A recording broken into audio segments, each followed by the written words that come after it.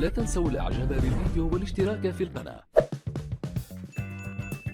السلام عليكم. إليكم موعد وتوقيت مباراة المنتخب المغربي ضد المنتخب الياباني في الجولة الثالثة من بطولة دوري الملوك كينغز ليج والقنوات الناقلة للمباراة. ويواصل المنتخب المغربي مشاركته في دوري الملوك بمواجهة قوية وحاسمة ضد المنتخب الياباني، وستقام البطولة على ملعب كينغز ليج أرينا بمدينة ميلانو اليوم 6 يناير 2025 في تمام الساعة 6 بتوقيت المغرب و8 بتوقيت السعودية إن شاء الله. أما بالنسبة للقنوات الناقلة للمباراة فستبث المباراة بشكل مباشر عبر قنوات الدوري الرسمية على منصات تويتش ويوتيوب وتيك توك، بالإضافة إلى القنوات الفردية الخاصة برؤساء الفرق.